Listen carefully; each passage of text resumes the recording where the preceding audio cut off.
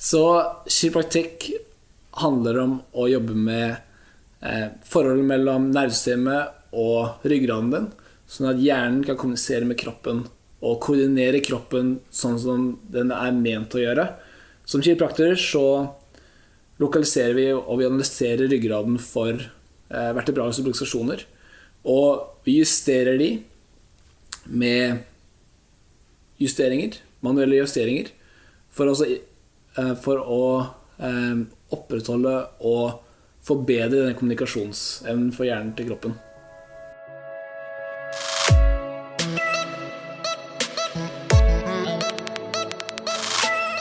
Welcome back to the Chirosation, where I interview chiropractors about their experiences in early practice. The conversations that I am sharing on this platform are ones that I wish I had access to before graduation, and also ones that I want to have now to enhance my experience as an early graduate. The intention of the Chirosation is to provide resources and a community that will help chiropractors realize their innate potential. So join the Chirosation today.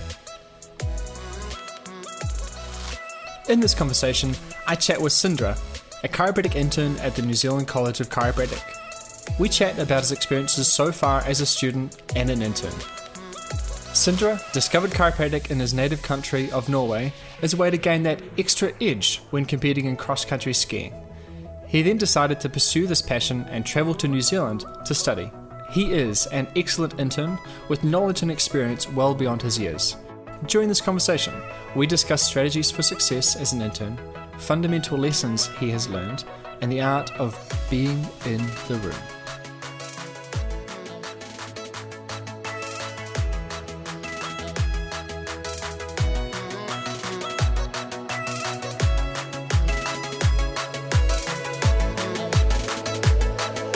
Welcome to the Chirosation, and this is where the conversation starts. Welcome to the Chirosation. Thank This you. is Sindre. He is currently in Third year. Yep. At college. Just started CP2. Well, been crushing it for a little while now. Yeah, absolutely. So he's coming in to talk about his experience at Chiro College so far, talk about some dreams and aspirations that he's going to achieve afterwards, and talk generally about how much of a manly man he is. So welcome. Oh, thank you, Ben. So starting out today, what got you into chiropractic in the first place? Well, I was doing a lot of sports back in Norway, so mainly focusing on cross country skiing, and I was looking after that, like this extra 5-10% that could help me increase my performance. And my dad was seeing a chiropractor at the time, and so he got me kind of involved with him, and that just really got me those last 5-10% and really helped me perform better. And Cool, man. I thought that, and this is a cool way of helping people. Yeah. And it was more about, looking for, like, his focus as a chiropractor was to find those 5-10%. It wasn't necessarily like what sort of pain, what sort of issues do you have. It's more like we're looking past that. We want to get you to function really well. Yeah, or the actual real chiropractic, right? Yeah. Yeah. So I just, that mindset just really got with me, and I thought that this is it. Fantastic. So how did you transition from a cross-country skier in Norway to I want to come study chiropractic in New Zealand? Well, it's actually funny because I was thinking in Norway we don't have a chiro college, so we have to go overseas. Sure. There's a school in Denmark, there's a couple of schools in England. They have very different philosophy compared to New Zealand, the college. And luckily for me, my chiro has a very similar philosophy as the college. Who was your chiropractor in Norway? His name is Trond Tingelstad. Trond Tingelstad. Right, I will find his name and add him to the show notes. Yeah. So we can search him. I have to get the spelling off you though. Yeah, I'll give it to you. Sweet. Cool, man. Now he said that, so he gave me a couple of schools in the States. Oh yeah. And then I talked to Håvard Rognerud. He was a speaker at Lyceum. Yeah, last year. fantastic. Yeah.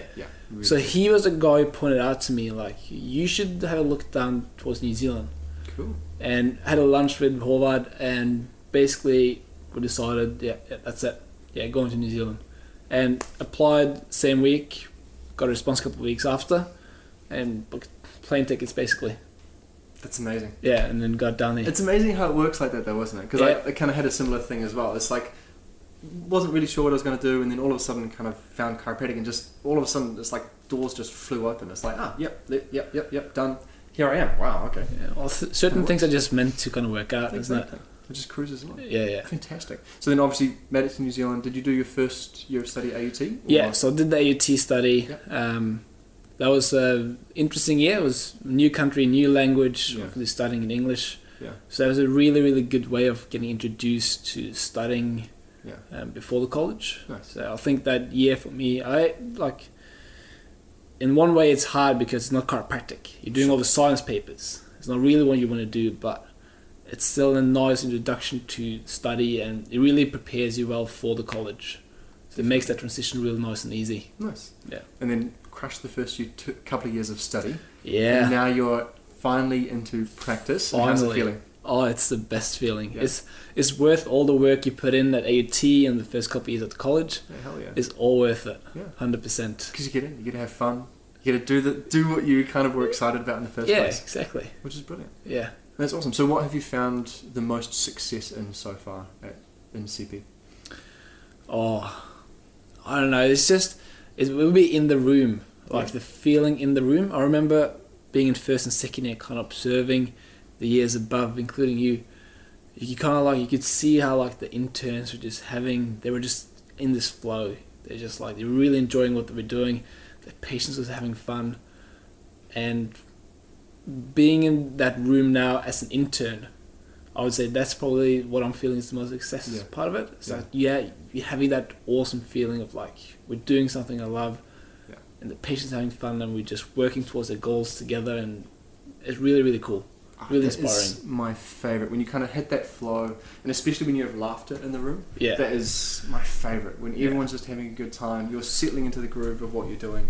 Nothing's a struggle. Everything's easy. It is the best. It's teamwork. We get into the room together, and the patients have goals, and that's why we're there. We're there to get them closer to where they want to be.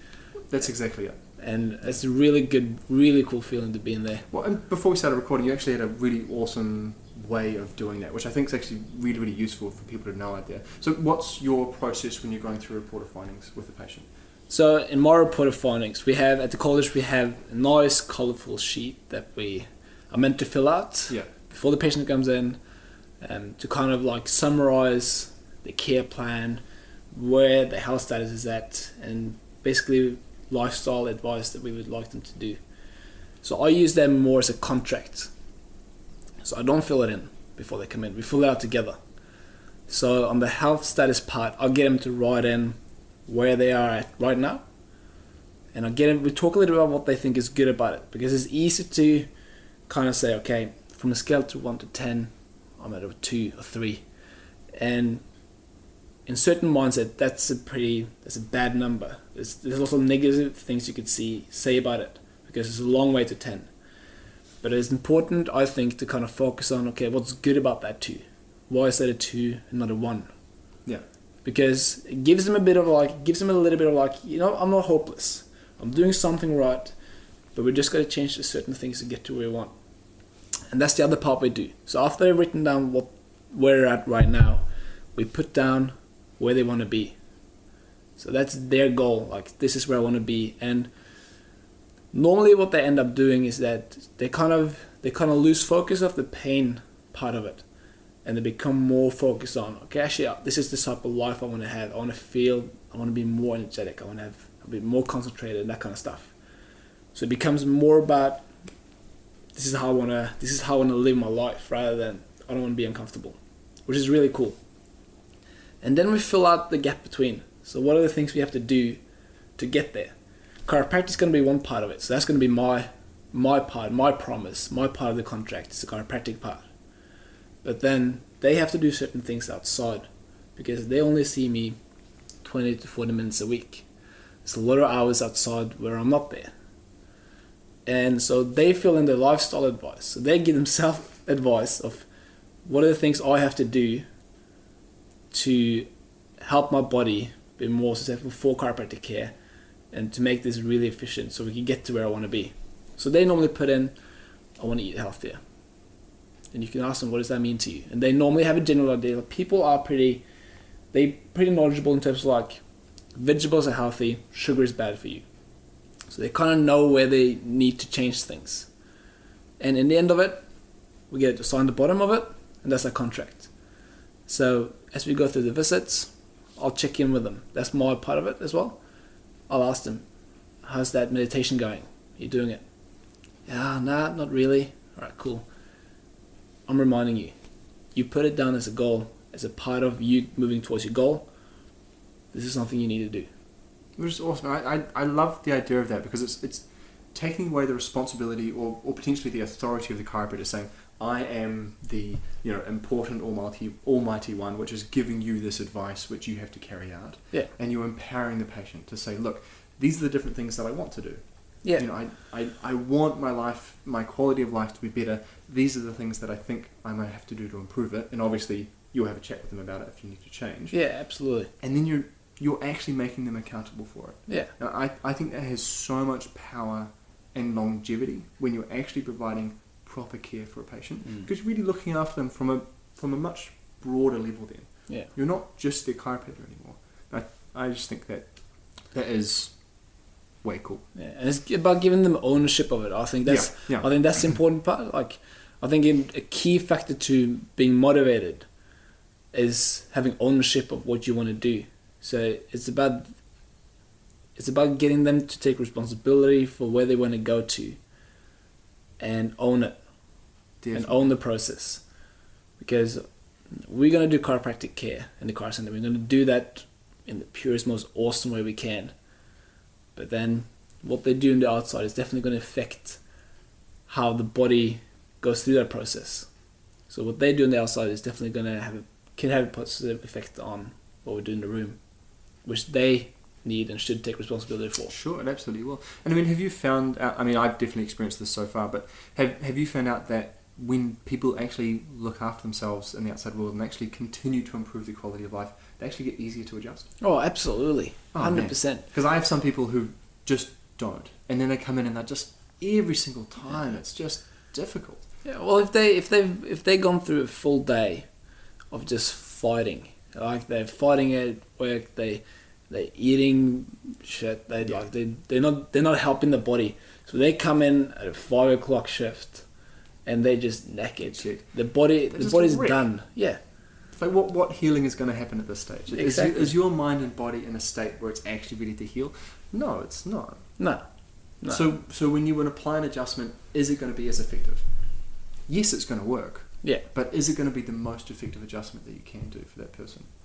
Maybe not. Maybe not. But if they had eaten better, if they had managed their stress at work more effectively, and then come in to see you in a better state, would the adjustment have more effect for them? Yeah. Absolutely. And I think that's a really big part. And it's awesome that you've already picked up on that and you're already doing it in your report, is actually making the patient responsible for their own health. Yeah. And we can see that, like, when they come in, and if they've had a bad week, or if they don't feel the improvements that they want to feel, what I find is that they're very quick on taking the responsibility for it, pass the responsibility.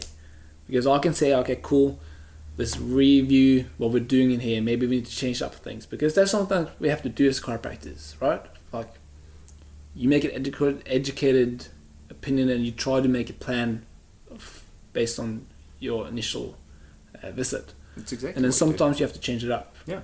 To get to where you want to be. The expectation is you will be changing it up. Yeah. Because as you continue with chiropractic care, their body and their mind is going to be functioning more efficiently and better and better. Yeah. So at some point you are going to have to shake it up and change things, because they're doing so much better. Absolutely. And whether that means you reduce their care at that point, or you change your adjusting style a little bit, or if you change the particular pattern that you're adjusting in, it has to be malleable and changeable, because you're working with a nerve system that is constantly adapting.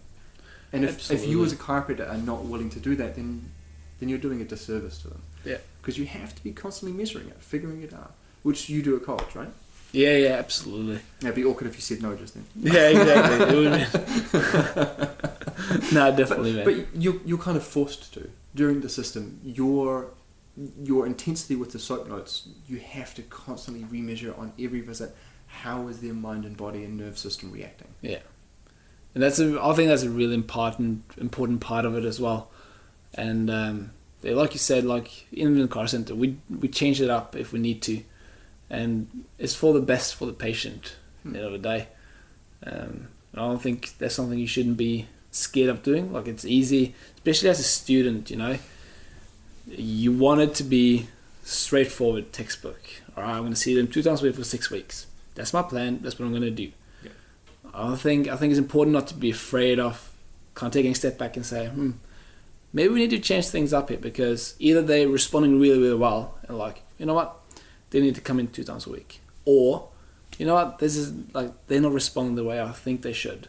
Maybe we need to change it. What are we adjusting here? Is it the technique? What is it? Or is it what they're doing on the outside? Right. So having those conversations and having that, I think from the reported findings, having that clarity of like, we're a team. You have your part, I have my part. We got to work together. And you get that team feeling, like when something not necessarily goes as we foresaw or as we thought it would, the patient would be really quick to take some of the responsibility and look at themselves and start reflecting of like, have I really done my part? And it becomes a really nice conversation of like, okay, as a team, what's the new strategy? What are we going to do? Absolutely. And I mean, the thing that I think is really special about that is most other health practitioners don't practice in that kind of way. They don't actually give the patient control of their own life. They say, oh, you're a victim. Yeah. You're suffering from X, Y condition, and I'm going to be the one to give you the magic pill, adjustment, acupuncture needle, whatever you want to call it, that's going to fix you. And I think that fundamentally is a flawed mentality. It doesn't make sense. You actually have to give the person ownership. This is my body, this is my mind, this is my health, and I can control it. And instead of me being under chiropractic care, I'm going to utilize chiropractic care because I want that extra 5-10%. Absolutely. I want more from my life. I want my energy levels and my vitality to be better year upon year instead of worse. Yeah. Because old age sucks. I have really old patients. I mean, what's your oldest patient that you got at the moment? Oh, my oldest patient at the moment would be about 58. 58, yeah. Yeah? Yeah, so 58 years, but how old are they in terms of the way that they act and move? Oh, it would be probably add on another 15, 20. Yeah, nice. Yeah. Nice. I have similar as well. So my oldest patient at the moment is 84, and it's like a 120-year-old. Yeah. It's just ridiculous, just creeping into the office with walker and just not happy. But, I mean, the cool thing is got amazing results.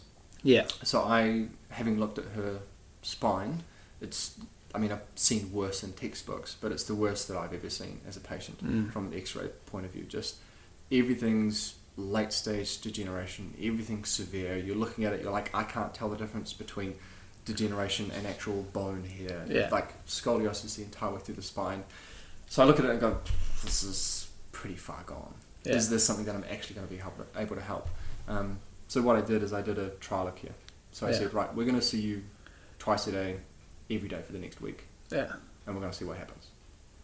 And she came to me the next day and was like, I had the best sleep that I've ever had in the last 15 years. I went to the bathroom twice last night, and previously I've been going 6 to 10 times. Yeah. I can move easier. I don't feel like I'm completely unsteady anymore. Like, that's amazing. Yeah. After 2 adjustments, I feel really good, but I don't know if this is going to keep up. And maybe, you have that kind of self-doubt. Is this placebo? Like, is this just because you're going to see a chiropractor, you're doing something about it? Do they just kind of automatically feel better? Which, at the same time, is really awesome. Like, I think that's amazing. Just because I think I'm better, I actually get better. Such a cool concept. Like, go body, that's so badass. But she continued to come in and continued to get amazing results. Yeah. And then I sat down with her last week and just said, look, you're getting amazing results. I know financially this is quite difficult for you because she's on a pension and her daughters are both disabled, so she's supporting them as well. So it's a difficult situation. But she's like, look, this is already changing my lifestyle and my quality of life. I don't want to be like I was. Yeah. I already feel 10 years younger and I want to keep doing this. Yeah. And then the responsibility is now on them. Yeah. They can see the changes that are happening, and it's not a measurement of, I'm in less pain, even though that was definitely a component for her, but it's, wow, I can sleep better now. I actually felt like going for a walk in the first time in 20 years, so I wandered up the road and back. Yeah. And it's those kind of changes like that which for me make it so much worth it. Yeah. It's like, wow, someone just getting their nerve system working better, getting their mind and body in more harmony. And you just see the wonderful changes that happen. And especially if they can take ownership for it, if they can take the responsibility, then you know that it's not dependent on you. No. And that's what I see a lot with, well, not a lot, but with some chiropractors. It's all about, or medical practitioners actually in general, it's all about coming to see me to get that magic thing. Yeah. And I just think that's very limited. Yeah, it's a teamwork. It's a pile. Like teamwork makes the dream work. Yeah, it's teamwork, right? I mean, like we can do an awesome job in the room, but if they go out and they put their body through so much stress, it's going to be one step forward, one step back. Oh, 2 steps back. Yeah, you can do the best goddamn toggle in the world, get their brain talking to their body on some kind of extra level. Yeah. But if they walk out of their office and go eat crap, have a fight with their partner at home, don't spend time with their kids, go into a crappy work environment and a really shitty mindset, it doesn't matter. And when you get that, they get that ownership and takes the responsibility for it, and at the same time you get the chiropractic education in there, they really get a nice, good picture of how chiropractic care could be a part of my lifestyle. Yeah. Of taking that responsibility of like, I don't want to be a 5 out of 10. I don't want to be a 7 out of 10. I want to be a 10 out of 10. Exactly. And it's cool, and it's really, really cool to see the patients kind of coming in with like, yeah, I got pain here. Yeah. To change it in the focus, actually this is the way I want to live my life. And as we go through care, they kind of understand like, oh, this is how chiropractic is going to be a part of it. This is how I'm going to do this. I'm going to do this, and they're just owning it and building it, and it's so cool to see. So really, cool. Really cool to see.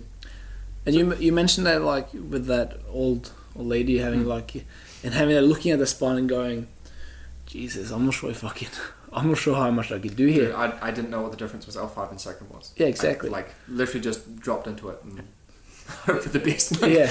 There's no line of drive, there's no vector. It's literally, man, I hope I stimulate the nerve system. Yeah. And I think as a student, especially going through first and second year, it's challenging because you're getting closer to seeing patients, but you're still so far away. And even going through CP1, seeing students who's been receiving chiropractic care for years, you don't really get those acute cases where you're like, what do I do? And for some people you get some awesome changes, but in most cases you don't get those massive changes because they're already under care. But when you go to Rarotonga, that's where I saw, at least from my classmates in third year, that's where you see like, holy shit, this actually works. Because you have people coming in, we had people coming in with tubes in their in the respiratory system. Like we had people coming in that you're like, what are you doing here walking? You should be in the hospital. Yeah. And we checked and adjusted a spine, and the changes were just amazing. And like you said, like you have people jumping on the table and you go like, well, we just hope for the best. And they come back the afternoon, they come back the day after. Yeah. And they told us like, oh, this is the first time in 5 years I could put my shoes on. Yeah. Or this is the first night in ages I've actually been sleeping. And it's amazing. And it's a beautiful transition into CP2 because you get real people with real problems. And you make real changes that is actually changing their lives. And I think that's awesome. Oh, really, really cool. The biggest thing for me heading to Rarotonga was confidence.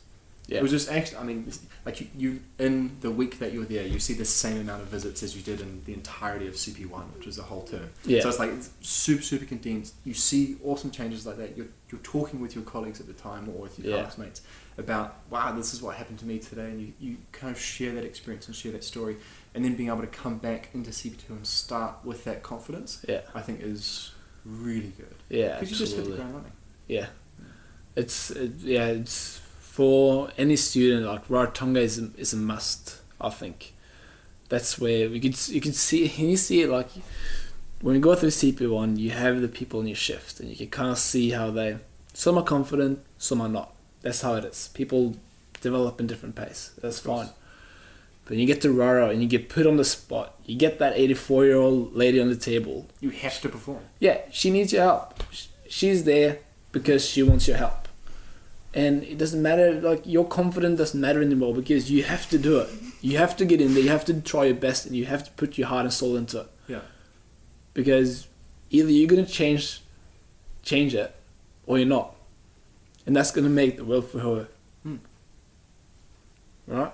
So I think it's cool. Like for us as interns, it kind of takes a step up of like, right, this is the real deal. It's time to. It just bumps you up to the next level. Yeah. I think, I mean, for those listening who are worried about Rarotonga, or can't go or didn't go, by the end of graduation, you definitely even out. Everyone kind of has the same skills absolutely. By then. It's not something that's going to be detrimental to your experience at the New Zealand College, but if you do go, the difference heading into CP2 and 3 is massive. Yeah. You have way more confidence. Your adjusting skills are better because you've literally done it a bunch more. Yeah. And for me, that was no-brainer. It was worth it. Yeah. I mean, for me, financially, you're a student. It's difficult. Yeah. So I asked around and I got some money from my grandparents, my parents, and saved up myself and then financed myself to get across. And it was 100% worth it as an investment. Yeah. Because what's the best investment you're ever going to make?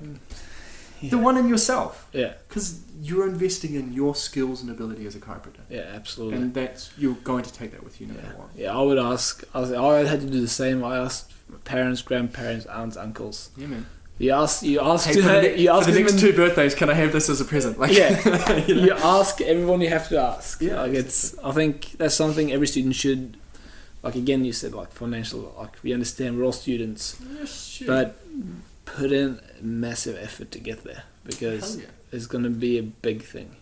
Yeah. And while we're talking about this, I said it on the couple of episodes ago, but I'll say it on this one as well.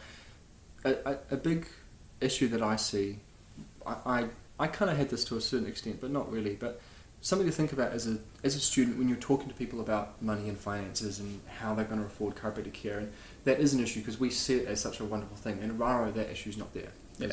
You're providing the service for free, effectively. Yeah. But in obviously the Chiro College, it costs to be there. Me as a practitioner, it costs for you to come in for care, and people will say, "Oh, it's a lot of money." Then what you have to think is, you and we actually pay $20,000 or more a year for chiropractic care. It's worth it to us. Yeah. So you can actually look someone in the eye and say, "I have the integrity." But chiropractic care is cheap. If you look at it in relation to other healthcare modalities, chiro is so affordable. But people look at it and go, can I do it? I don't know. Well, you and me, we spend $20,000 a year to get it. You know what I mean? Yeah. And for a patient, it's going to be what? If you're in for super intensive care, maybe going to be what? $2,000 to $4,000? Yeah. For like an initial super intense phase in the first year. Mate, that's nothing. Yeah. Put a price on health. Yeah, exactly. Yeah, how expensive is it? Yeah. Jeez. It might be more expensive down the track if you let it sit there. Yeah, hell yeah. Well, I mean, you just look at surgery rates, right? Yeah. And say, I've got this issue now, but I'm going to ignore it for 5 years. Well, now you have to go in and get surgery. And that's going to be 6 to 18 months of recovery and rehab for that joint, plus the tens of thousands it was for surgery. Hey, why don't you go see a chiropractor, and then a year later, you're doing amazing, and you're not even thinking about that knee, shoulder, hip anymore. You're thinking about the next fun adventure, multi-sport, holiday, vacation thing you're going to be doing. Yeah, it's about creating opportunities, right? Hell yeah, man. It's all about that. Option generation. Yeah. Asking that question, like, I mean, you said at the beginning of this conversation, your pretty much, first/second interaction with the patient is all about how can we change your mindset from focusing on less. I want less pain, I want less discomfort, I want less difficulty in my life, and suddenly switching that mindset to I want more freedom, I want more energy, I want more sleep. And it's that ability as a practitioner, so for yourself to actually change that mindset in someone is phenomenal. Yeah. Because how many times do you say, like, let's get that adjustment above the atlas, right? Inside the cranium. Yeah. Let's see if we can adjust that a little bit and see if someone can change their mindset, and that's where the real power happens. Yeah. I think, especially the initial part, like, it's just about that motivation, initial motivation of like, let's do this. If they have ownership, if they own it, they're gonna go harder. If it's you telling the patient, this is the plan, this is how we're gonna do it, like it or not, this is gonna happen. They're not owning it. No. So when things get hard, they can blame the guy who made the plan, Sure. and they can leave for someone else. Mm-hmm. If they're a part of the plan, they created it. They agree with it. This is like, yeah, this is what we're gonna do. I agree with this. I think this is gonna get me to that 10. Absolutely. They're gonna look into themselves and say, okay, cool. Actually, I haven't done my part. Yeah. And I said I was gonna do my part. I said that this is what's gonna help me get to where I want to be. I haven't done it. Cool. I need to look at myself here. How did you learn that lesson? Because I think that's quite rare.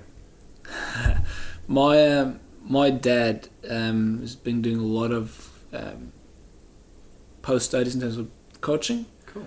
Yeah, so he's been working a lot with me, being an athlete, and through school and stuff, of using that method. It's a coaching strategy. Yeah. Basically. Yeah.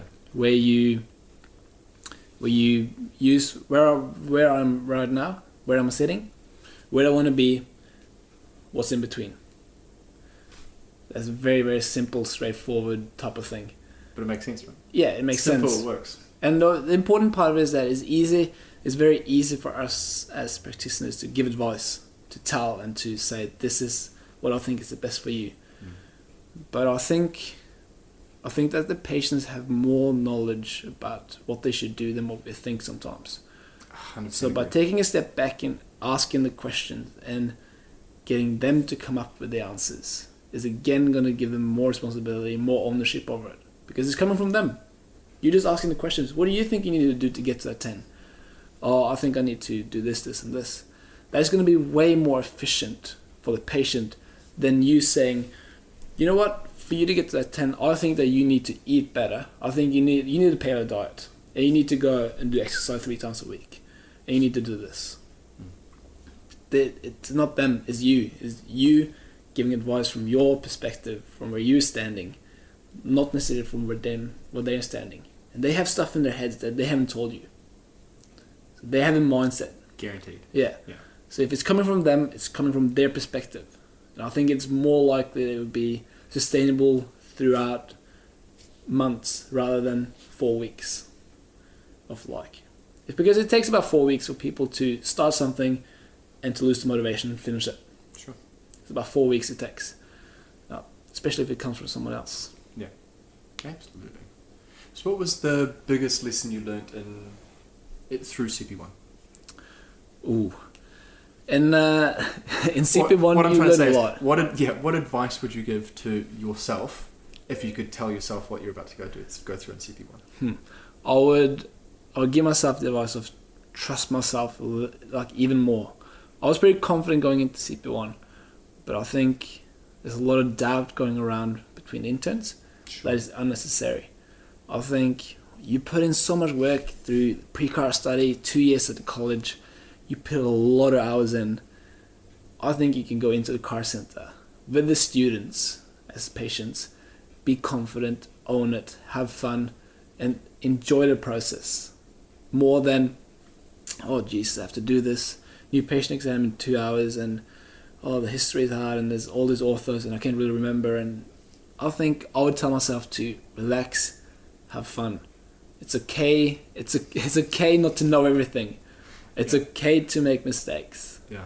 But have fun, own it, and be confident and just really enjoy it. I think that the patient knows it as well as students.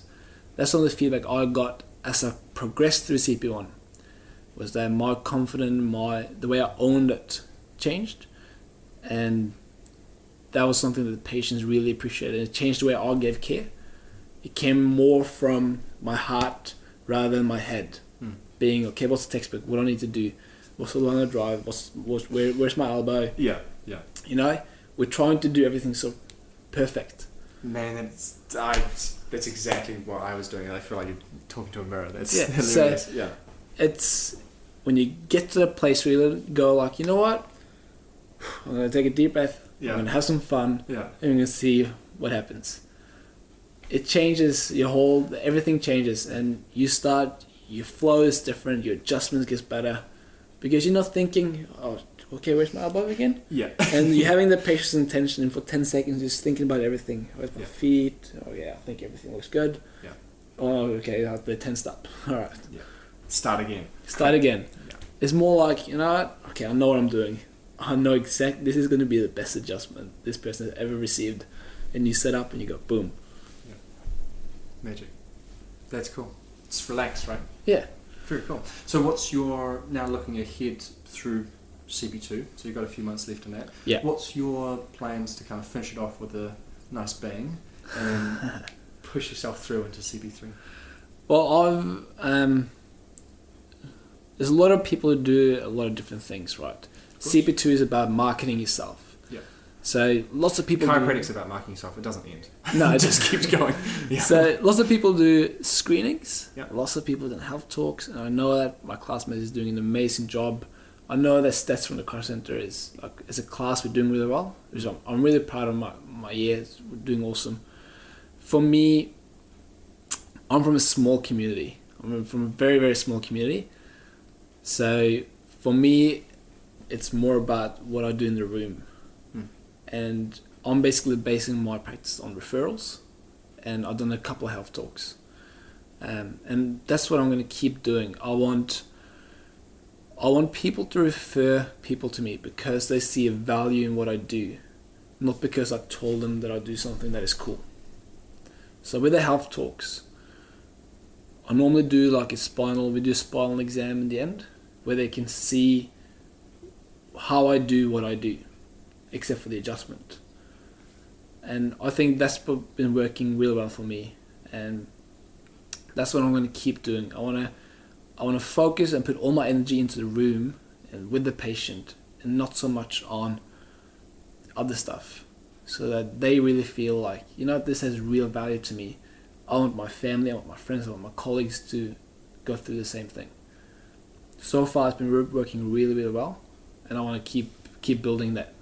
That's awesome. I mean, any practice you look at, referrals are 100% the best, because if you have someone who's kind of fresh off the street, for example, so say just using an example as a walk-in, they have no idea what it is that you do. They are afraid about chiropractic because they think they might hurt them, and the whole experience, you're spending all of your energy and time trying to make them feel comfortable. Yeah.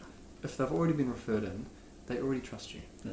So then you can already just do what you do. Yeah.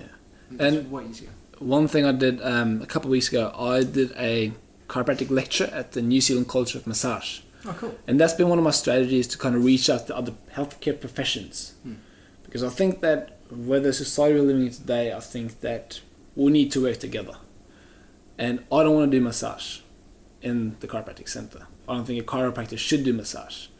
I think a chiropractor should do chiropractic. So, Amen, brother. yeah. So, for me, creating a relationship with the other students at the massage college has been really cool. We talked to about 20 or 30 people, about 6-7 of them are coming in for care. Nice. And they're talking to their patients. And I had a couple of patients coming next week that are referrals from those students.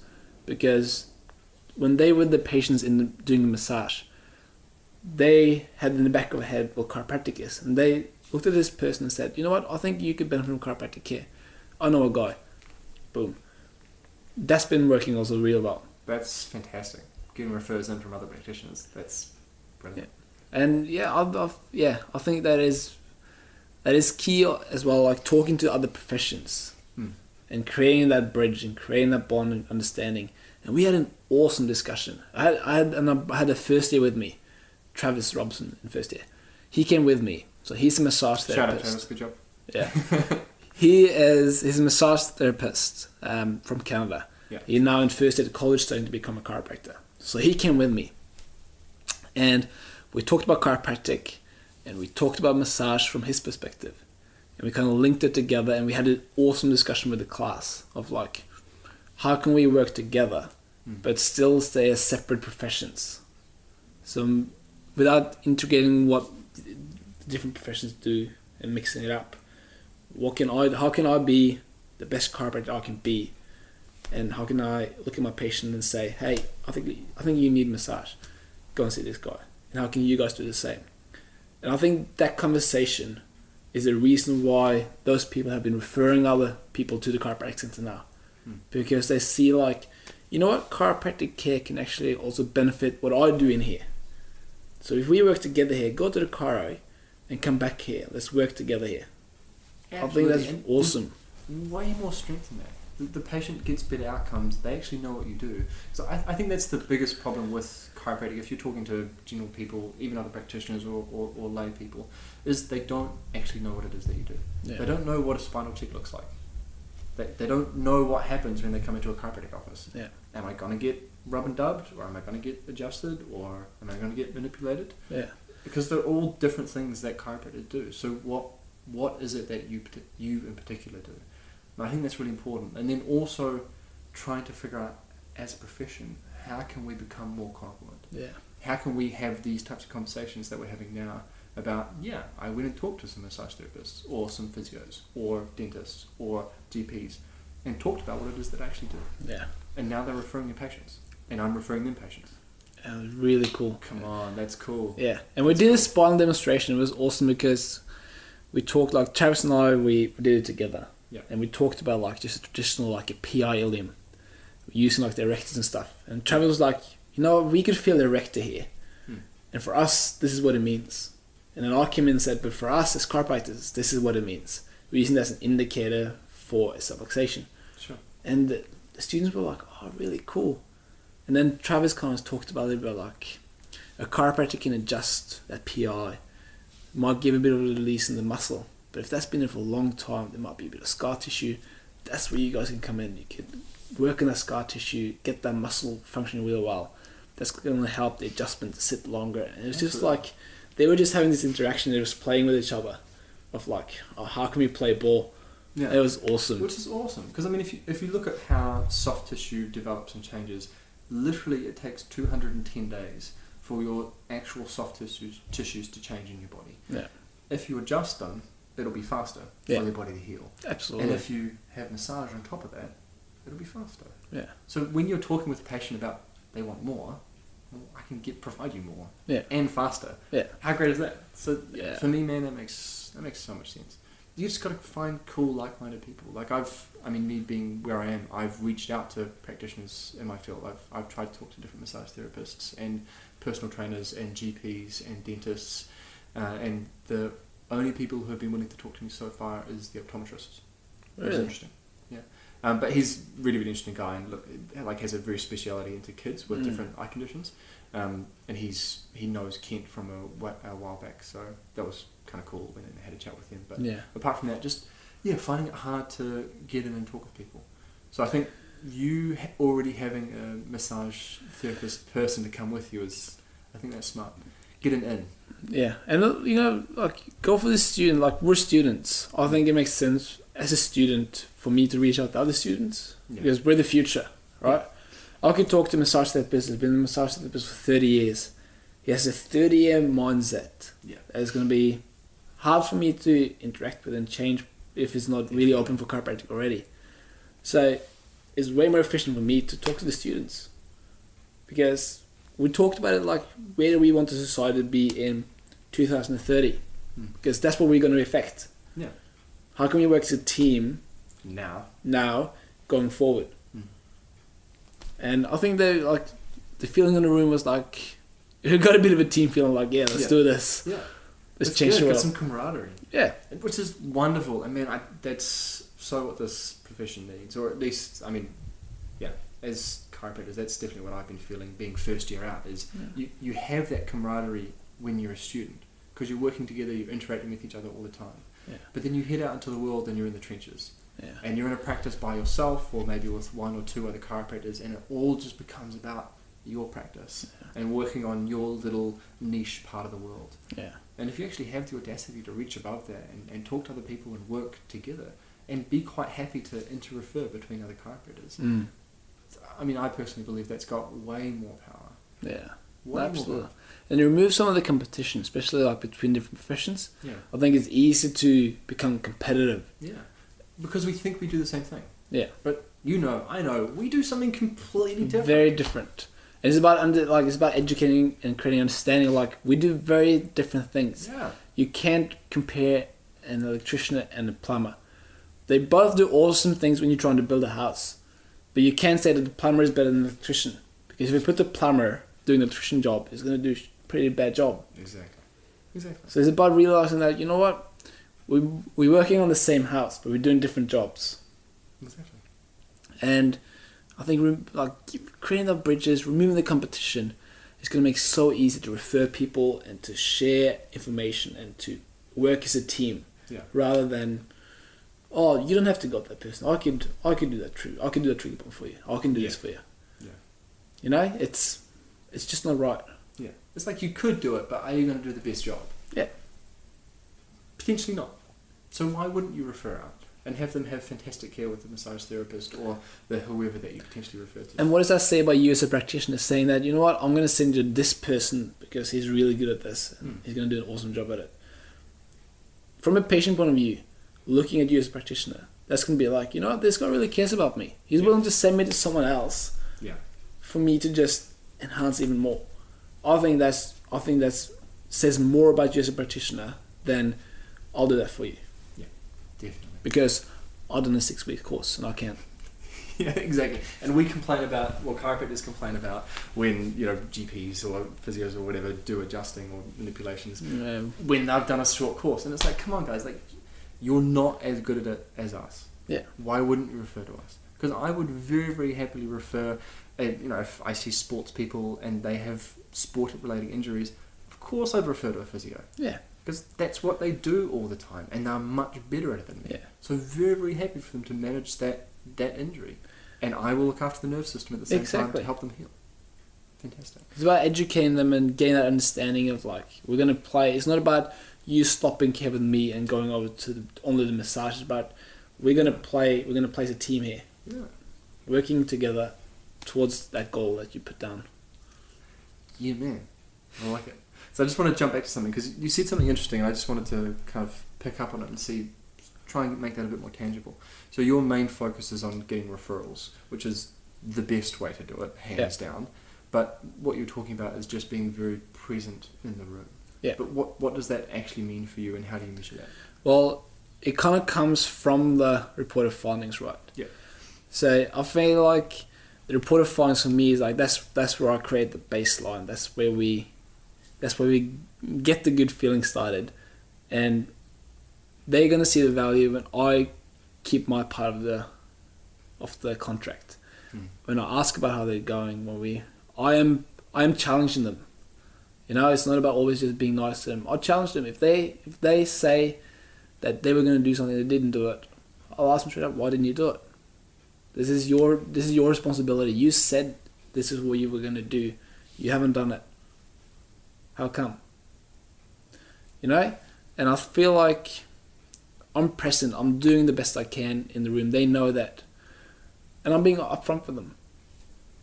In the room, I'm saying, like, if you're not getting the progress I'm expecting, I'm upfront. I'm saying, you know what? I'm not getting the changes I want here. I'm going to review this. We're going to do progress. We're going to push that progress earlier. We're going to do that next visit. We're going to review it. We're going to make a new plan. And we're going to go from there. Boom, up front. Absolutely. I'm not going to go, oh, you're not doing your part. So that's the only reason. Because it's not about that. No. And I don't know, having fun is important, you know. Phil said, the president of the college, Phil McMaster, said that one of the first lectures, that one of Phil's rules was, if it's not fun, I'm not interested. It's true. And that's the most important part. Like, they come in, they have stressful jobs, more people, like every day is the same. When you come to the chiropractic center, I want it to be a place where you come to have some fun. You know, we talk about some fun things, putting a big smile on, have some laughs. You know, it's a place where you have a good time at practice. Yeah, have a good time. It sucks when you're not. Because I tell you what, at the beginning of this year, I was not feeling fulfilled in my practice, because I had very hard on myself. So I have very big dreams and aspirations of what I want to be able to achieve. I have very, very big goals, which were just literally not achievable based on the place that I'm in. Yeah. So I had to reevaluate my goals and kind of rejig things, and now I'm much, much happier. But I can actually see, like, if I look at my stats, if I measure my progress and how I was performing, I can actually see I was doing crap, because my mindset was crap.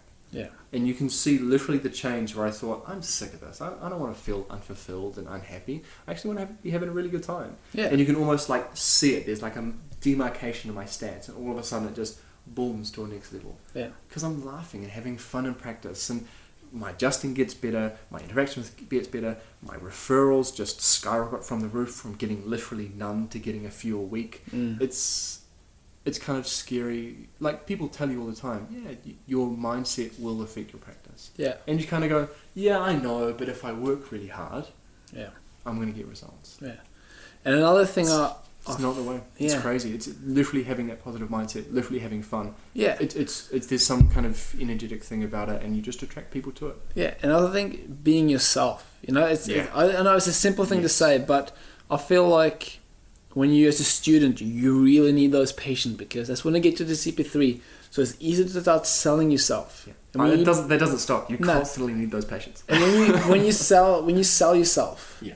you're not necessarily being who you really are. No. So when those patients comes in, you take them into the room, you're suddenly not the person you were at the screening, because, like you said, people are attracted to people that are similar to themselves. Absolutely. If you are selling it from a point of view that is not really you, they come in based on that personality. They come in and now you've changed. You don't have that rapport. They don't resonate with you at the same level. So I also feel like that's looking at the other interns as well, who gets a lot of referrals. They're really honest with themselves and they're being themselves. And if a patient comes in, they're not really jamming. Yeah. It's not going to happen. Yeah, because you're obviously through CP2, crushing it, do what you're doing. You're hitting CP3, CP4, constantly growing, getting better. I'm kind of, a little bit ahead of you, not by much. And I still feel like I'm the same. Like, I'm growing and learning and getting better as a practitioner, upping my adjusting skills, upping my ability to market, upping my communication with people, changing the way that I practice. So I'm constantly tweaking things to figure out, right, well, what makes me happiest? What's the 20% of stuff that I do that brings me the 80% of results and happiness and fulfillment in practice? Like, how do I tweak that to maximize the best stuff? Yeah. So what do you feel like you do to try and do that? Well, like I said earlier, it would be what I do in the room. What I do in all that one-on-one interaction. what I do in the room that is all I got, but it's very powerful because it's me. It's 100% me. I'm owning it. So all the patients I've got in, coming in with referrals, they're very similar to me. So we normally click very well. Which is kind of like, that's the effect of referral, right? Yeah. Because people refer people to you because they like you. They think you're great. And their friends normally like them. So there's a link there. Yeah. There's going to be a link there. Yeah. And I feel like that's kind of where I'm feeding off and getting the patients from, and that's why they keep coming in, because I give them me. I'm not trying to compromise who I am, what I do. I've had one patient so far. There wasn't a click. We did a new patient. We had a discussion of reported findings. Decided to refer to another chiropractor because it wasn't that click. I'm not going to waste the patient's time. I'm not going to... That's really smart and brave, man. There's not that many people who do that. No, especially in CP. You're just like, I got to get the visits. Yeah, but it's like, I think you're fooling yourself, because he would come in... He's the type of patient who would come in 2, 3, 4 visits and then would disappear, because we were not we weren't clicking. We were not like, certain people is not a match. I think in general you would kind of click with most people, but in that case it was one person. We just didn't find each other, which is fine. But I still think your nerve system should get checked out in the spine. That's why I referred to another chiropractor, and I talked to him a couple of days ago, and he's very, very happy. That is a huge lesson. The fact that you've learned that in CP2 is incredible. I learned that 2 months ago. so the only reason why I'm doing awesome. CP2 is because I've been listening to guys like you in front of me. Stop. Jeez, too good. I think there's something really, really special about that. There was this old guy, we just weren't clicking really well. He had a bunch of kind of stuff going on, and I'm like, look, just for whatever reason, I mean, I've seen other patients like him and had great results. This guy I mean, like you said, just didn't click. There was just something about it, just wasn't quite working. So I referred him to Kent, and he's over the moon. Yeah. Really happy with how Kent's looking after him. They click way better than me, and perfect, really, really happy. And the wonderful thing is, he's still getting all the benefit, because he's still getting chiropractic care, which he definitely needed. I'm not stressing out about him every time that he's up on my shift, because I'm going, oh man, I've got this guy coming up again, and it's just not really working. And everyone's better off. Because as soon as he left my practice, and Kent started looking after him, another 2 people came in. Yeah. Just kind of like out of the blue, just ready. So it's kind of like signs from the universe, that's the right thing to do. Yeah.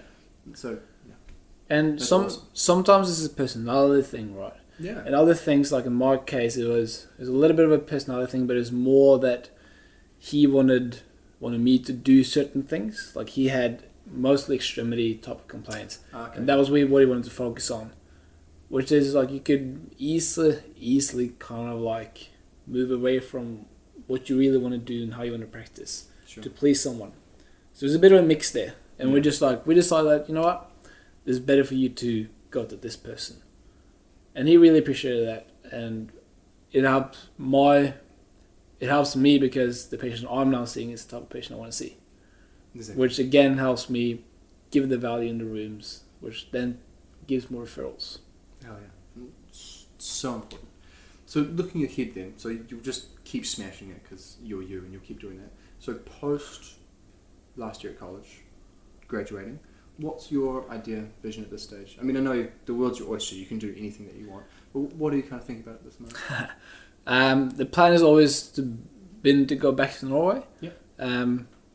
There's certain things in my life has been changing lately, which has kind of changed up my mindset a little bit. So I'm staying more open to staying in New Zealand. Cool, man. But I'm giving myself a good another 6 months to kind of chew on it. Yeah, you've got time to chew on it, and I think keeping my options open more options gonna pop up. Definitely. And it's about kind of going with the flow. There's a reason why I ended up in New Zealand. It was kind of in a funny way. I have kind of this gut feeling that things will kind of fall into place the way they should. So right now, I've kind of taken a step back from making a decision and being really certain, like, okay, I'm going to do this, to become more like, I'm going to be present in what I'm doing right now. I'm going to do that really, really well. And then when time comes, I'm going to go with the flow. What happens later? Well, I mean, that's definitely how it worked out for me. Because I didn't really start thinking about it until CP4. Yeah. And then it was like, right, well, I need to think about it now because it's happening in 6 months. Yeah. And then, just kind of looking around at options, and then the current position that I have with Kent down in Papakura Chiropractic, it just fell into place. Yeah. And it was a really, really good fit, good opportunity, and just away we went. I mean, like, having a solid plan is, in many cases, really, really cool. It gives you certainty, it gives you confidence. You know where you're going. It's a big motivation, and it's powerful. I think that's awesome. But the other side of it is like staying open-minded. There's a bit more uncertainty with it, but the win in the end might be bigger. Exactly. You have more options. Yeah. Which is definitely a good thing as you're heading into the end of Chiro College. Yeah. Because you want to be open. But in terms of what you're attracted to, are you more attracted to locuming, associate? What's kind of on your mind? Starting your own thing part-time? Well, if it was to be in Norway, we have to do an internship year. Yeah. Because there's no board exams. So that would be like, okay, there have to be signing a contract for an associateship for a year or more. Yeah. That would be the plan there, and then probably start on something else. Start something for myself. If it's ending up being New Zealand, it would be either starting up something straight away, or associating for a little bit to get to know the New Zealand system a little bit more, because we only get what's at the college, and I think being a Norwegian, being from another country, it could be beneficial as well to kind of learn the system a little bit more with having someone there to kind of guide you a little bit. Definitely. For how long, I don't know. It could be a year as it kind of like getting into it. It could be 2 years. But again, keeping my options really open. It might be when I get to halfway through 4th year that I go, I'm going to start my own practice, and we're going to be super clear on that. Yeah. I have plans in my head that I'm still playing with, so I'm just keep my options open and just see where it goes. It sounds super exciting. It'd be very cool to see where you go. Yeah. But I mean, having graduated now, I definitely think whether you're starting your own thing, whether you're being an associate, whether you're being a locum, whatever you're heading into, I really think having some kind of accountability program and some kind of coaching is really important. Yeah. Whether part of it's listening to this podcast and listening to what other people are doing, or other techniques to use, but just having someone who you can talk to and someone who you trust, who you can continue talking about your actual numbers, the different marketing things that you're trying to do, and having some feedback and accountability is really important. Yeah. Really, really important. And I think that's really helped me grow as a practitioner and become, 10 times better than I was. Because I've had Kent around who's constantly been like, so what are you doing? How are you doing this? And also, from my perspective, actually being able to be in a successful chiropractic office and see what it takes to run it. Yeah. Because there's a lot of systems and processes and stuff that happens behind the scenes that one doesn't really happen at the New Zealand College because it's such a unique position. Yeah. Because there's so many different chiropractors there doing their own marketing and having their own practices there. Yeah. The systems are set up very, very different to what you would actually have in a chiropractic office elsewhere. Yeah. I definitely agree with that. And I think that is benefits to both of them, right? So going out for yourself, it's you're learning in a different way. Like if you just jump in it, that's the learning in itself. Bootstrap, having that mentor as well is so good. Yeah. And I think that will be a strategy in fourth year. Will be to go and observe a lot of different people. Yeah. Right now, in CP2, is a lot about learning more about myself. Yeah. And learning where I'm standing. And then next year, it'll be travel around, see as many chiropractors as I can, and see how they are doing it. And hopefully that will kind of give certainty of like, okay, associateship is what I'm going to have to do. Or actually, I got the information, I got the confidence to go and do my own thing straight away. And I have all these mentors. And that's a good thing with the college, because the mentors there, they're really passionate about chiropractic and about... You already have mentorship. Yeah. You have so many people there who are willing to help you and put aside time. Like I saw a former graduate coming in the other day to talk to Dr. Bassano about x-rays, and he was just more than happy to help. He's like, yeah, come into the office. They had a quick discussion. He was on his way because the patient was basically waiting for him. Yeah. So cool. Bassano comes across as a real hard ass. He is such a softie, man. He is the coolest guy. I love Bassano. He's the man. Freaked me out in second year. Petrified of the dude. Yeah, I know. And then you hang out with a little bit more and you're like, this guy is just such a cool guy. Yeah, absolutely. Did you see on Facebook recently the photo bomb that he did? No, I didn't. I think it was Shanice Masters. Hilarious. She was like taking a selfie of herself with some of the other classmates. I saw that. And he's in the background putting the fingers like it's I know, I saw that. 100% Italian. Yeah. Bassano. Yeah, I know, it's cool. But it kind of shows that what a cool dude. The mentors are there because of the profession. Yeah. You know, Kent was a mentor at the college when you were there. Yeah. And he's now working with Kent. And he was a mentor for you back then, he's a mentor for you now. I think any graduate that kind of leaves the college knows that they can always ask for help. Yeah. And they will get the mentoring, and the mentors, they're so motivated to help us that they would put aside time to help anyone, I think. I 100% agree. I think a lot of the time that we forget that.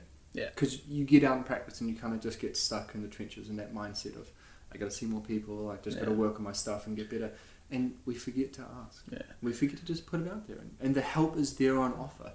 You just have to ask for it. And they're so knowledgeable. And we're now getting more and more mentors in, because there's a lot of students now going into the chiropractic center.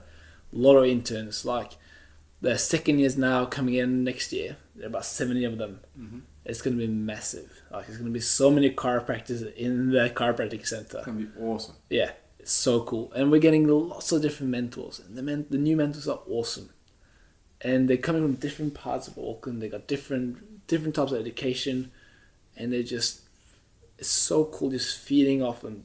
And it's cool being exposed to new and different ideas, right? Yeah. Really interesting. And you see the same patients with different mentors. And they have all different perspectives.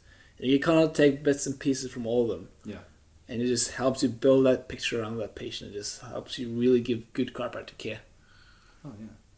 So earlier today, you were talking about which I think is an amazing project. So you're working with Heidi Horvick, Yeah. doing some research stuff. So can you share a little bit about that? Yeah, well, in chiropractic, we have the art, we have the philosophy, and we have the science. Yeah. The science part is important, especially nowadays where, because the profession is a little bit split on certain opinions. So the research is kind of, for a lot of people, the only thing that kind of binds us, are always going to bind us back together. But research can be hard to communicate, I think, especially for students, also for chiropractors. It's hard to communicate in between us as chiropractors, and it's hard to communicate it to patients and to other professions. So Heidi and her team has been putting in a lot of effort to create educational material for patients and for chiropractors that's going to help increase the awareness and understanding of the chiropractic research that they're doing. So we created a bunch of patient animations, which are 2-3 minute videos. It explains different parts of chiropractic and different parts of chiropractic research in a nice and easy way. And my job with that has been, I'm head of translations. So I'm coordinating all the translations in different languages. So right now we've got about 12 languages, different languages, that we have these patient animations subtitled, and we're also working with the recordings. So we're reaching out to the world basically. So we got everything from Cantonese, Italian, French, Spanish, Portuguese, German, Dutch, Norwegian, Swedish, Danish. We got a lot of countries covered, which is awesome. And it's new material coming up, and we're working with new material every month. So this is really, really cool. That's such a cool project. The animations are badass. They're really, really good. Yeah. I think the biggest problem with people trying to communicate research is that more often than not, they get confused. Yeah. And they'll read the abstract, or they'll read the concluding statements and say, Yeah. oh, this research means that chiropractic improves muscle function by 400%. Yeah. And that's not necessarily the case. No. It's probably more likely the case that it increased the contractibility of this particular muscle fiber. Yeah. But then how do you translate that particular finding from a study into something that's actually relevant for a patient? Yeah. And these animations do an amazing job. And how Yeah. cool is that we're actually putting that out there to the world in all these different languages and really making chiropractic universal? Yeah, it is. That's cool. It is really cool, and we get a lot of. I email a lot of people every day from different parts of the world. Well, how many people do you have that you're working with? Oh, we've probably got a team of, including translators, voice recorders, proofreaders. We've probably got a team of about 35 to 45 That's people amazing. who's working in different countries. 40 people working on sharing that chiropractic message. That's Helping us incredible. translate, and it's really, really, really cool. We have students involved, which is awesome. We have German students, we have Italians, and they just they're putting aside time in between study, in between the car center. When we sit down at night time and we record this, and it's just really cool. And Heidi is now she's in Switzerland at the moment. She's going to present some of this, and we just finished the French version of it, and we got posters and pamphlets and brochures, and it's really cool. It's working really well, and it's just the interest for it and attention around it has just been exploding. Yeah, man. I just think it's such an amazing resource, and something totally get behind it. I'm getting behind it. I just think it's incredible. Yeah, it is absolutely worth it. As a practitioner, it's worth the membership fee, definitely. Hell yeah. And you get also it's this cool you have the patient animations, which is also for the patients, but you also go we have material for the chiropractor on how to understand the research in more depth, so you could communicate it with more confidence. And there's even examples of presentations you could do that explains the research real nicely with PowerPoints and everything. So All the resources are there. It's amazing. And they're also creating modules as well. Yeah. So as a practitioner, you can actually go through and get CPD, postgraduate learning experience by doing these modules. Yeah, which absolutely. are fantastic. Excellent. I've already most of the way through the first one, and it's just wonderful. It's really cool. good. And it's awesome that we can reach a lot of people in different countries. Yeah. Um, Well, that's about it. How do you create an environment where chiropractic is more accessible? Because really, I mean, it grew out of America. It's an English-speaking practice, if you want to call it that. So how do you create a message that is quite universal? Let me adjust your nerve system to get your mind and body working better so that you can get more out of life. Really universal message. Most people understand it. Yeah. But then not everyone speaks English. Yeah. So how do you communicate that same message in a different language that might have a different rich culture and history that might need a slight tweak to communicate that in a different way? Like, for example, can you say it in Norwegian? That'd be cool. Can I say what in Norwegian? What is chiropractic? In Norwegian? Yeah. Do you want me to explain what chiropractic is in Norwegian? Yeah, in like one sentence. It's hard. Is it hard? Nah, do you want me to do it right now? Yeah, do it. That's it. Go, put you on the spot. Alright. Så chiropractic handler om å jobbe med forholdet mellom nervesystemet og ryggraden din, sånn at hjernen kan kommunisere med kroppen og koordinere kroppen sånn som den er ment å gjøre. Som chiropraktorer så lokaliserer vi og vi analyserer ryggraden for vertebrale subluksasjoner, og vi justerer de med justeringer, manuelle justeringer, for å opprettholde og forbedre denne kommunikasjonsevnen for hjernen til kroppen. That is awesome. I have no idea what you just said, but I felt it. No way else is gonna. I felt it. That was awesome. That's 100% gonna be the intro. That is so good. Very, very cool. Man, that just gets me excited. That's cool. It's like that's chiropractic being universal. And you know, it's cool that you pointed out, because that's the cool thing sitting down with these students and these translators is that we have it very clear in English, and then it's challenging for them to communicate and change and translate it into their language without changing the meaning of it. So the translators are putting on a lot of time, a lot of effort to make this really, really, really good. Yeah. And they're doing an amazing job. I think it's so cool. Like, for Swedish, we had just saying the word subluxation. We worked on it and worked on it and worked on it. Yeah. Recorded. In the end, we got a chiropractor in Sweden to record it on his phone how he said it. Sent it through to us, and we practiced that and we got it in. That's awesome. Like, that's the type of effort they're putting into getting this right. Yeah. That's so cool. And I mean, that's wonderful. That I think is the environment that NZCC actually create, and the research department's a massive part of that. Yeah. Is the standard is actually excellence. The standard is not average, you can get by and do a good job. The standard is excellence, and how can we make this better? Yeah. How can we make this as perfect as we can? And that's just such a good attitude. And I think it's really what people need, what this profession needs. Yeah. No, absolutely. And the research is really important. And it's cool, like you said, like the college is so good at getting behind that kind of stuff. And last year before Lyceum, or during Lyceum, we promoted a project called Run for Research. Yeah. I'm sure you remember that. Yeah. I don't know. Get behind it, yo. So Aaron Barkley, Tim Leung, and myself, we did a 80k run on the Hillary Trail. And it was amazing. We got about halfway after 7-8 hours done to PR. And there was about 20 students from the college who's made their way out to PR to run with us. There was a train of chiropractic students running on these tracks. That's awesome. To help funding money for research. Yeah. And we funded in like $8,500 in the end. And we're doing it again this year. And there's so many students getting involved. Yeah. That's amazing. And what a cool venture as well. Yeah, but it's like, it just shows that the college, we're there as a team, we're doing this together. As soon as we put something out there, people just get involved. They're like, yep, I'm in, I'm doing it. Done. Sweet. Yeah. And that's the nice thing, it's that unity. Yeah. Which I definitely experienced that at the college, which was wonderful. And I kind of feel like I lost that a little bit, having left.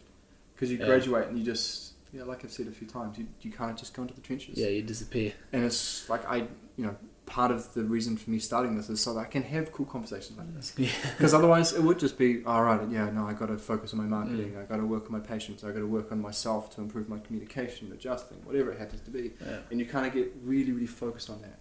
Rather than, no, I am part of the team. Yeah. I can talk to other people and see what they're up to. Oh, and absolutely. what can I learn from you? When you're doing that. That's really interesting. I need to tweak on that and work on that too, or do this other thing. And in 2016, distance isn't really an excuse of not communicating, because we got phones and Skypes and God knows. Man, I can call you on Facebook now. What's up with that? That's Yeah, ridiculous. Like, send you a picture of my face, being like, hey. Yeah, what's up? Yeah, exactly. Let's do it. Let's go hang out. Let's go shoot something. I want to be manly or something. Yeah. That's good. So, we kind of talked about the future. I want to talk a little bit about chiropractic. So the last time I actually sat down with you and had like a proper conversation, the point of it was to discuss where a subluxation is. So I'm really fascinated to hear. I've thought about that in the car on the way here. Did you? That's Yeah. serious. I just really want to see like what's different. It's been a year and a half, 18 months. Where's your head now? working with Heidi and working with the project and seeing those videos about 1 million times, it kind of becomes a part of your mindset. It becomes part of who you are. It should. I think, I can't remember what I said back then, but it was very much a born out of place, kind of squishing on a nerve type of thing mindset, which is fine. Being a first, second year, you kind of like, that's the understanding you have. It's nice and simple.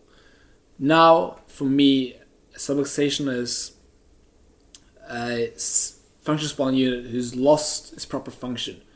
It's not moving the way it should.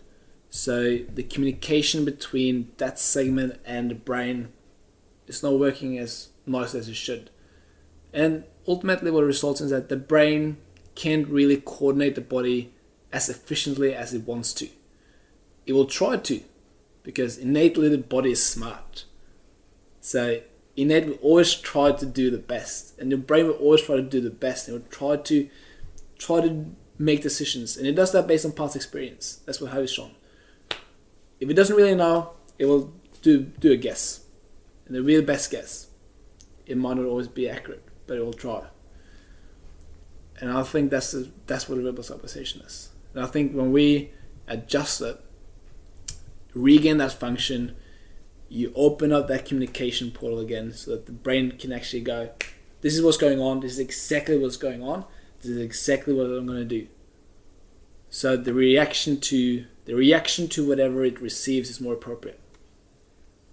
As a third year student, that's where I'm sitting at right now. I know it's going to change, but the communication will change, but that message, that was a highlight for the conversation for me. That was very, very cool. That's so on point. It's so cool to see that that's how you've grown in your understanding and your ability to actually communicate what is really happening when you're doing an adjustment. Because I think a lot of people really struggle with that. They find it really hard to communicate the depth of change you're creating in a nerve system when you're doing adjustment. Most people say, I'm moving bones or making noise, or I'm exciting the nerve system, but what does that actually do or mean? Yeah.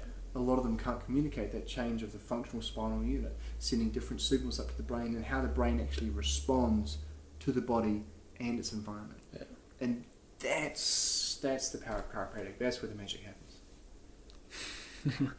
Yeah, like I said, I've been very, very lucky to work a lot with Heidi and get it from her, and also still get a lot of good philosophy, like good solid philosophy from the college. And in my head, linking those together is becoming easier and easier. And I'm excited to keep working on my definition of it and keep working on my understanding of it. And it's actually helping me. I feel like it's helping me in the car center, because it's a part of your why. It's a part of why you do what you do and what you're aiming for when you go into the room. Yeah. And it becomes easier to talk to the patients. And I think when you can link the philosophy and the science, they understand the philosophy, but then when you show them examples with the science, they can see the link, and they go, yeah, this is solid, this is good, this is legit. And I think that's awesome. That is so awesome. Sindre, thanks so much. No problem. This has been so good. 100% going to do it again. We need to hang out a little bit Yeah, more. 100%. Thank you for having me. Dude, thank you so much for coming on. It's great. Not a problem.